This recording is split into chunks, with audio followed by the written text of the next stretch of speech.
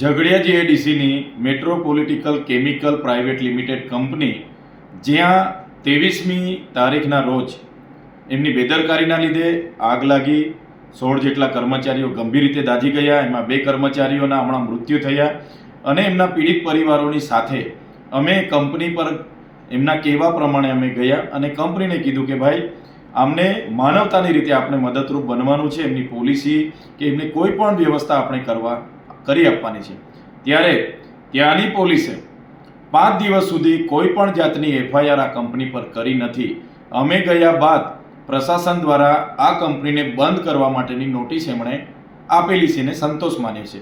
સવાલ એ થાય છે, કોઈ પણ ઘટના ઘટે, કોઈ મૃત્યુ પામે તો પ્રાથમિક તારણ મુજબ એવી કંપની પર એફઆઈઆર કરવી પડે, 0 હોર્સથી એફઆઈઆર કરવી પડે અને જે પણ જવાબદારો છે એની તપાસ કરીને એમના પર યોગ્ય કાર્યવાહી કરવાની જોગવાઈ હોય છે, જે પોલીસ પ્રશાસન દ્વારા કરવામાં આવેલ નથી.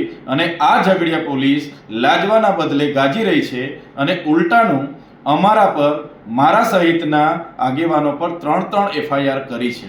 અને એ એફઆઈઆર પણ ગઈકાલના રિઝલ્ટ આવ્યા બાદ આજે કરી છે કે આ ચૈતરભાઈને પર એફઆઈઆર કરો એટલે એ ડરશે, દબાશે અને પછી આગળની કાર્યવાહી બધી ઠપ થઈ જશે અને અમે કંપનીવાળાને બચાવી લઈશું, એ પોલીસનું માનવું છે. ત્યારે અમે પોલીસના એ અધિકારીઓને કહેવા માંગીએ છીએ, તમારી આવી ખોટી એફઆઈઆરોથી, તમારી જેલોથી અમે ડરવાવાળા લોકો નથી.